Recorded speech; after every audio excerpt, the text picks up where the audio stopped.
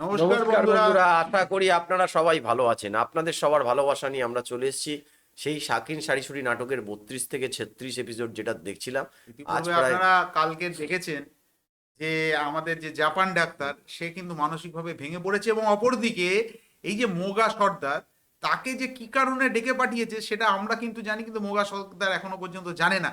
তো যাই হোক, মোগা সর্দার আদৌ যাবে কিনা তা এই ভিডিওর মাধ্যমে সেটা আমরা জানতে দেখব। পারবো। আর আপনাদের কাছে একটাই রিকোয়েস্ট থাকবে যে আপনারা যদি আমাদের চ্যানেলে নতুন হয়ে থাকেন একদম অবশ্যই কিন্তু চ্যানেলটাকে সাবস্ক্রাইব করে দেবেন, কারণ আমরা আমাদের চ্যানেলে এই ধরনের রিয়াকশন ভিডিও কিন্তু আনতে থাকবে। থাকি। তো চলুন বন্ধুরা দেখে নিই।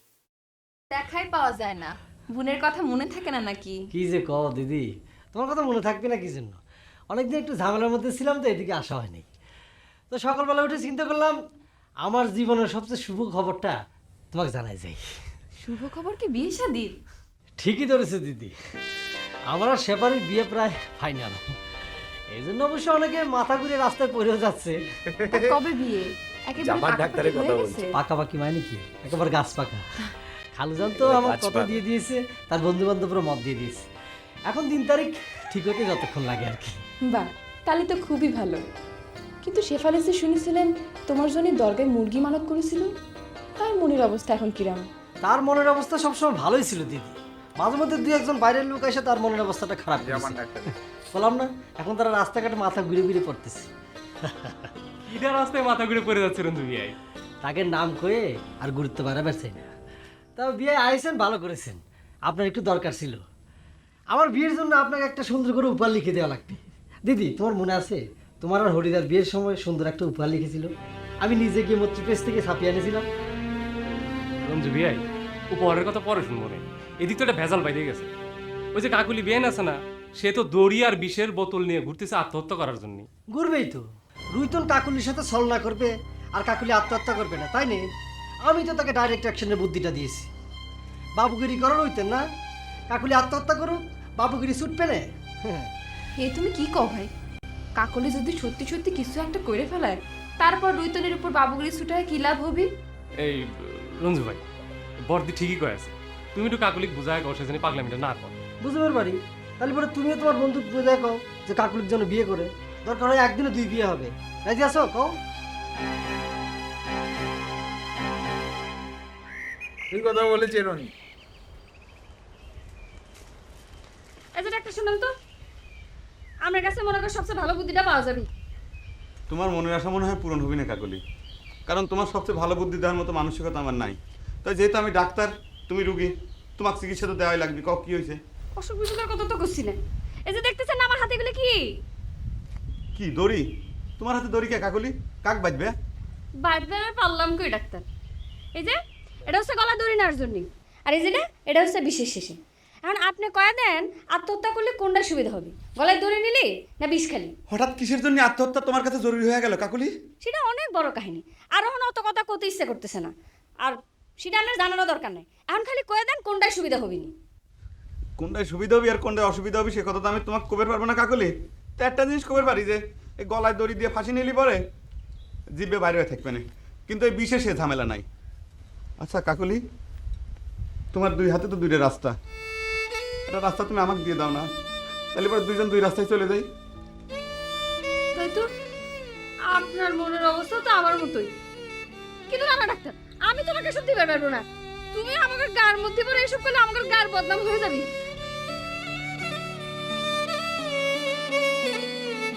জাপান ডাক্তারের তো মন তো খারাপ হবে।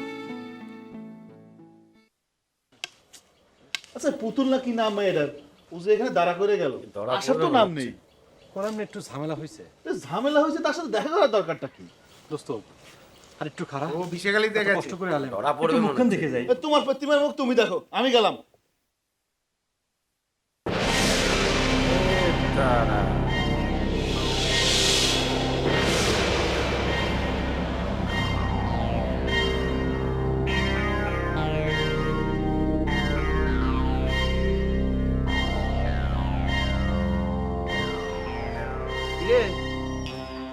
তোরা 2জন যে বিষে খালি গায়ে আসলু, এখন যদি তোরা 2জনে বহির বুদ্ধি হুন্ডাখিন শাঁসা করে নিয়ে যায়, তাহলে কেউ ঠ্যাবের পারবি নি রে।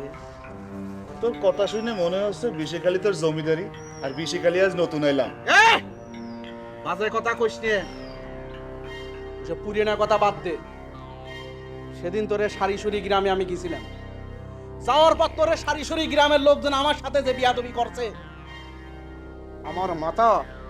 আমার মাথায় এখনো ঠান্ডা হয়নি, মনে রাখিস। হুন্ডা খান তো ঠিকই বাটপাড়ি করে লিয়ে আইছো, মাথা ঠান্ডা না থাকার কি আছে? এ বাটপারি করে নিয়ে আসলে মানে এ তুই কি কবার চাচ্ছিস? কি যে কইবার চাই এটা তো ঠিকই বুঝতেছু, আবার আমাদের হুন্ডা আমাদের গায়ে উঠে দিতে চাও, তাই না? এ হান্নান ভাই, ওসব কথা কই আর কি হবি?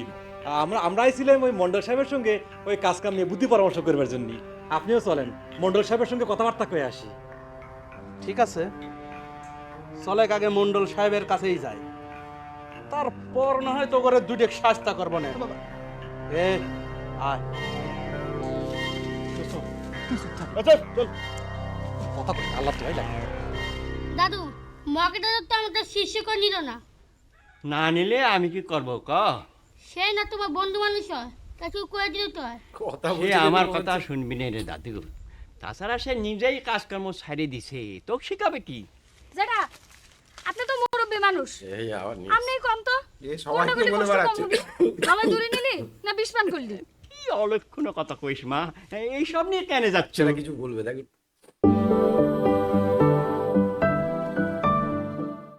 দাদু মকে দাদু তো আমাদের শিষ্যকে নিল না। না নিলে আমি কি করব ক? আপনি তো মুরব্বী মানুষ, এই সিদ্ধান্ত নিজেই নিচ্ছি। ডাক্তার অবশ্য কয়েছে গলায় দড়ি নিলে জিভ বাড়ায় থাকবে, আর বিষ পান করলে কষ্ট কম হবে। আমারও সেটাই মনে হয়, বিষ পান করি, দাঁতে দাঁত লাগে পড়ে থাকলে কাম শেষ। মারে কাকলি, তুই মাথা গরম করিস নি। আমি রুইতনের সাথে কথা কই, তুই মাথা গরম করিস নে। খালি কথা বলে তো আমার আত্মহত্যা ঠেকানো যাবে না জেঠা। আমি যাই, আপনাকে সকলের কাছে মাফ নেওয়ার জন্য যেটুকু সময় দেখেন, এর মধ্যে যদি কিছু করবার পারেন, নালে কিন্তু বিষ পানি ফাইনাল। আপনাকে আর কিছু করা লাগবে না। কিন্তু কাকলি তো আমাকে দোষারোপ করতিস, সে কয় আমরা তার জন্য কিছুই করতেছি নে। এ রুতন, এ গেদা, এ কাকলির তোর বিয়ে করতে সমস্যাটা কোনে? কাকলির সাথে তো তোর ভালোই খাতির ছিল, এখন বিয়ে করতে ঝামেলাটা কোনে? আমি তো বুঝতে পারতেছি না। ওরম খাতির গায়ের সব সওয়ালের সঙ্গে সব মিয়া গাড়ি থাকে, তাই বলে বিয়ে করা লাগবে? ছোট কাল থেকে এক লগে বড় হয়েছি, এক কাজ কাম করছি, মিল মোহাম্মদ হবে এবারে। তাই বলে কাকলি জোর করে আমাকে বিয়ে করতে চায়, আর আপনারা আজ দুপুরবেলা এসে আমার বাড়ির উপর হাজির হন না? ভালো হইলো, মিললো আমার কথা। ওঠো, রাত মেলা হয়েছে, চলো। কি জানি রে বাপু, তোগারে কার কথা যে সত্যি তা একমাত্র ভগবানই জানে। কাকলির মুখে যখন শুনি তখন তো ঘটনা একরকম মনে হয়, এখন তো তুই পুরো পাতায় উল্টাই দিচ্ছ। গায়ের মধ্যে যা শুরু হয়েছে, আমরা হয়ে গেছি বেদামি। তুগারের কাছে আমাকে কোনো কথার দামও কয় না, শেষকালে এই গায়ে আর আমার থাকা হবে না, তা নাহলে সকলে মিলে আমার সঙ্গে এবার ব্যবহার করবে কিনা?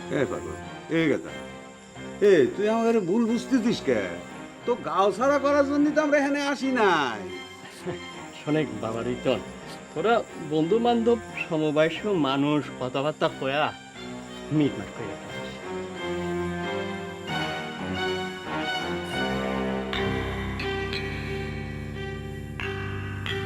দেড় দিন ধরে কাম করে, তাই কথাগুলো কইলাম। তোর তো আবার সারি সুরি গায়ের মানুষের জন্য দরদ একেবারে উতলে উঠতেছে। ওই যে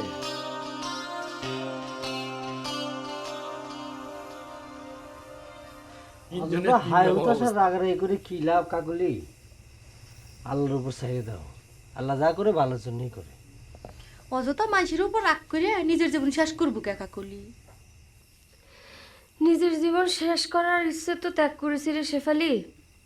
এখন শুধু মনে হয় ওই রুইতনের জানটা নিভে পারলে আমার গায়ের আগুনটা নিভে যাইতো। ওসব জান নেওয়া দেওয়া বাদ দাও কাকলি, অনেক রাত হয়ে গেছে, বাড়ি চলে যাও।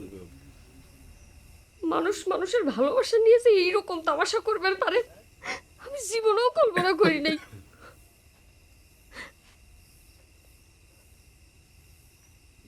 এগুলো এনেই থাক। জাপান ডাক্তার আমার কাছে চাইছিল, তার নাকি খুব দরকার। তার সাথে দেখা হলে এগুলো তার দিয়ে দিস।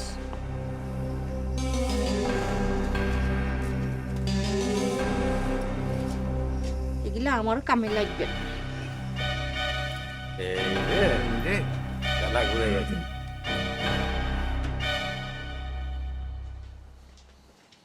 সারাদিন কনে ছিলে মন্ডল?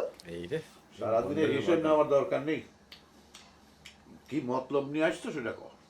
ও, আমরা তাহলে মতলব নিয়ে চলি। তো কি জন্য আসছো সেটা শুনলেই বোঝা যাবে না। ক কি কবা ক। রওশন কিছু টাকা চাচ্ছিল। দেখলে মিলে গেলে কিন্তু। বুঝেছি, অনেক বড় গণক হয়েছে। যে কথা কয়েছি তার জবাব দাও। টাকা দিয়ে কি করবি তোমার কুত্তুর? সে কথা কয় পয়সা বন্ধুরা টাকা পায়। না, জুয়া খেলে হারলে বন্ধুরা তো টাকা পাইয়েই থাকে, তাই না? তুমি খালি আমার সাওয়ালটার বদনামি দাও। আমার সাওয়াল কি খালি জুয়াই খেলে? জানো কি তোমার সওয়াল কি দরিদ্র সেবা করে? অত টিটকারি দেওয়া লাগবে না, যা করে করুক। তোমার কাছে টাকা চাচ্ছি, টাকা দাও। জুয়া খেলার জন্য আমি টাকা দেবার পারবো না, আমি তো টাকার গাছ লাগে। কথাটা মনে রাখো মন্ডল, আমার সাওয়ালটা কয়টা টাকায় চাইছিল, তাও তার কপালে ছুটল না। আজ যদি ওর বাপ পয়সা থাকতো, তোমার কাছে হাত পাততাম না। আল্লাহ কিন্তু দেখতেছে, এতিমের ফরিয়াদ শুনতেছে। এই অবিচার আল্লাহ সহ্য করবে না।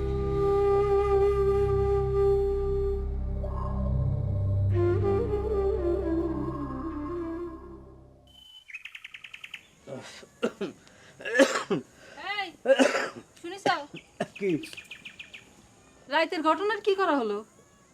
এই কি কি করবে কও? আমার কাছে জিজ্ঞেস করা হচ্ছে, তাই না? তুমি ভাত মাছ খাও না। আমার কাছে তো ঘটনা তেমন কিছু খারাপ মনে হলো না বাসন্তী, তুমি অযথাই সন্দেহ করতেছ। আমি অযথা সন্দেহ করতেছি? কি হলে তোমার কাছে খারাপ হবি? তোমার ওই বিধবা বৌদির হাত ধরে আমার জুয়ান ভাইটা বাড়াই গেলে। বুঝি তো, তোমরা তো সিধাই চাও। সি সি সি সি বাসন্তী, তোমার মুখে দিয়ে কিছুই বাজে না। ঠিক আছে, তুমি যখন এতই অস্থির হয়ে গেছাও, আমি প্রেমানন্দের সাথে কথা কব না। প্রেমানন্দের সাথে কথা কবে কেন? তুমি বৌদির সাথে কথা কবে পারো না? ঠিক আছে, দরকার হলে কব না। তুমি তো জানো না আমি কাকার সাথেও কথা কইছি। প্রেমার সাথে দেখা হলে পরে আমার সাথে কথা কবার কবা। তোমাকে দিয়ে যে কি হবি না সে বুঝ আমার হয়ে গেছে। যা করার আমারই করতে হবি। ঠিক আছে, সময় গুরুদাস পড়েছে মহা বিপদে। উদাস তো ভয় পা। এই রে আমি কি তার কাছে টাকা ভিক্ষে চাচ্ছি নাকি? আমার পাওনা টাকা আমাক দিবি, তাতে তারা তো বাঁচে কেন? এই কথা আমাকে জিজ্ঞেস করছিস কেন? তো চাচাক জিজ্ঞেস কর, আমাকে তো গুরুত্বই দেয় না। তার সাথে কথা কবার গেলি, তার যদি সম্মানের হানি হয় তখন তো তুমি আমাক দুষবে না। সম্মানের হানি হবে কে? আদবের সাথে মাথা ঠান্ডা করে জিজ্ঞেস কর। তার সাথে কথা বলি আমার মিজাজ ঠিক থাকে না। এত করে কইলাম সাওয়ালটা কয়টা টাকা দাও, তার একই কথা। জুয়া খেলে উড়ানোর জন্য টাকা দিবা পারবো না। আমি কি টাকার গাছ লাগাইছি? আমার টাকা আমি জুয়ে খেলি না মানুষের দান করে দেই, সেটা তো তাকে কেউ দেখবার কয় নাই। সেটাই তো চাচাক বুঝা। অত বুঝেবার দরকার নেই, তার কাছে আমার টাকা চাওয়ার দরকার নেই। আমার ভাগের জমি বেশি আমি টাকা জোগাড় করে নেবো, তারপর দেখবো না কিডা কেমন করে ঠেকায়। আগে মাথা গরম করিস না, একটু সবুর কর, আর কটা দিন দেখা যাক। সবুর যে করবো, আমার যে টাকা দরকার মা। আমি তো টাকার ব্যবস্থা করে দিচ্ছি। শোন, তোকে আসল কথাটা কই। কস্তুরীর সাথে বিয়ের ব্যবস্থাটা আগে পাকা করে ফেল। কস্তুরীর সাথে বিয়ের আগে তোর চাচার সাথে বাদাবাদি করা যাবে না। ঠিক আছে, তুমি যা কও তাই ঠিক। আমার টাকা দাও, আমার টাকা লাগবে।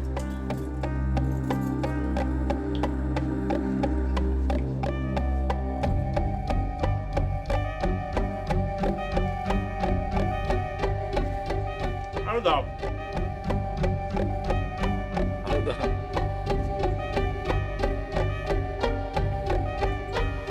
অসাধারণ, রসায়নও কিন্তু অসাধারণ অভিনয় করছে। প্রত্যেকের অভিনয় মারাত্মক। কি বড় বৌদি মনে করে কাল রাতে তোমার সঙ্গে খুব ভালো কথা কয়েছে? তুমি কেমন করে বুঝলে? তোমার মুখখান দেখেই বুঝলাম। ও, মেলা দিন পরে বর্দি আমার সাথে মন খুলে কথা কইছে। আচ্ছা বন্ধু, তুমি আমাকে একটা বুদ্ধি দাও তো, কেবা করে তাকে এখান থেকে উদ্ধার করা যায়? তার আগে তুমি আমাক কও বড় বৌদিকে উদ্ধার করবার জন্য তুমি এত উঠে পড়ে লাগলে কেন? এতদিনে আইসে তুমি আমাকে এই কথা জিজ্ঞাসা করতে চাও? আচ্ছা তুমি চিন্তা করে দেখো, এখানে পড়ে থাকলে মানুষের জীবনটা নষ্ট হয়ে যাবে না? এখন তো কত মেয়ে মানুষের জীবনে নষ্ট হয়ে যাচ্ছে, তুমি কয়টা উদ্ধার করবে? বন্ধু, একটা মেয়ের জীবনের জন্য যদি কিছু করবার পারি সেটাও তো কম না। তাহলে পাল্লি করো। আরে সেটাই তো জানবার চাইতেছি, কিভাবে তাকে উদ্ধার করা যায়। আমার বুদ্ধি নিয়ে তোমার কোনো লাভ হবে না, কারণ আমি যে বুদ্ধি দিব সেটা তুমি করবে পারবে না। তুমি একবার কইয়াই দেখো। আমার বুদ্ধি যদি নিবের চাও তাহলে আমি কব যে তুমি নিবারানি কিন্তু বিয়ে করে নিয়ে যাও। তো বন্ধুরা দেখলেন আজকের এপিসোডও কিন্তু মারাত্মক ছিল। এদিকে রোশন কিন্তু টাকা চেয়েছিল মণ্ডলের কাছে, মণ্ডল টাকা দেয়নি, তখন ওর মা তাকে বুদ্ধি দিয়ে দিল যে এখন যেহেতু কস্তুরীর সাথে বিয়ের ব্যাপারটা আছে, ঝামেলা করার জন্য নয়। আর ওইদিকে কিন্তু রুহিতনের যে ব্যাপার দেখলেন, ডাক্তারও কিন্তু দুঃখে রয়েছে, কাকলিও, মানে প্রত্যেকেই মোটামুটি এখন একটা দুঃখের সিন চলছে প্রেমের ক্ষেত্রে, সেই সব যেগুলো চলে। আর এদিকে কিন্তু রুহিতনের ব্যাপারটা পুরো বুঝতে পেরে গেছে প্রেমানন্দের ব্যাপারটা, যে প্রেমানন্দ মানে কি চাইছে। তো সব মিলিয়ে আজকে কিন্তু এপিসোডটা বেশ ভালোই ছিল। আশা করি আপনারা এনজয় করেছেন। এই ধরনের ভিডিও দেখতে চাইলে আমাদের চ্যানেলটাকে অবশ্যই সাবস্ক্রাইব করে নেবেন। আজকের মতো এখানেই শেষ করছি, আপনাদের সাথে কালকে দেখা হবে নতুন কোনো এপিসোডে। ততক্ষণে সবাই ভালো থাকবেন, সুস্থ থাকবেন।